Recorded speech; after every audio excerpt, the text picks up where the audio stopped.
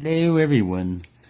So this is that American Lock H10 again, and the reason why I'm showing you this one right now is because I don't know when I'll be able to, if I'll be able to own this lock or when I'll be able to get another one again. So I wanted to do as much as I could with it while I can, and I'm still messing with it. And one of the things, I'm using a heavy bar top the keyway tension. I believe this is Sparrows heavy bar. Whee! I was trying to push it in and it just bounced out like it's got a mind of its own. Alright, get in there. And well, I got a bunch of picks, I got a bunch of different types of picks. The Warlock, from Sparrows, and the Octopus, and all these other ones. And this one I found, on most pin tumblers and everything, it was too wide. And a lot of people said, oh, that's for wafer locks. And that just kind of like sat in the back of my mind. And then I went, wow, yeah, that's right. I haven't used these in a long time. They've just been sitting there. So why don't I give them a try? And I found if I use the octopus side up, and it's the side of the lock that has this little chain attached to it. I haven't tried the other side too much yet. Every other video I've seen on these type of locks, they say that you have to pick both sides, or it shows that you have to pick both sides. Not on this one. This one right here, it's just a matter of wiggling it. I'm going to try to capture it on video with this one. But it's just like rocking it back and forth. There you go. And opened it. And even though I lost the tension wrench, this thing was strong enough to hold it and pop it.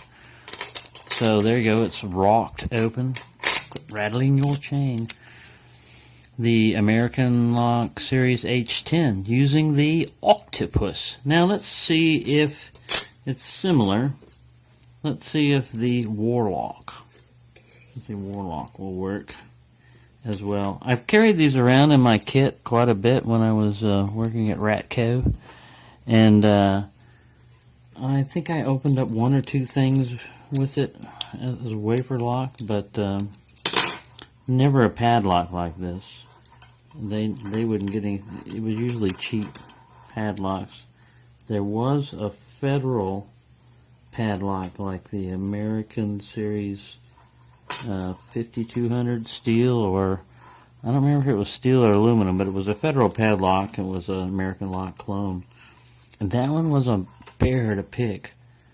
Of course, I didn't know what I was doing, single pin picking, and I was trying to let me see if I can get this in here where everybody can see it and not bang my improvised camera stand over. I'm also at a dilemma. There you go. It works.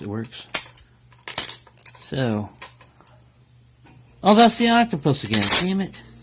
I thought I was using the Warlock. I've already demonstrated the Octopus. Okay, let's close you back up.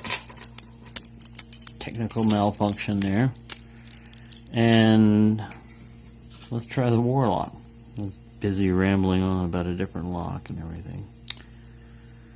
Right. Focus on what you're doing.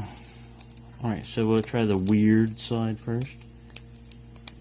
I'm trying it with this side up. Normally I would flip it over where I had different peaks, but you know what? I'm just going to try it like that and see if it works. Wiggling.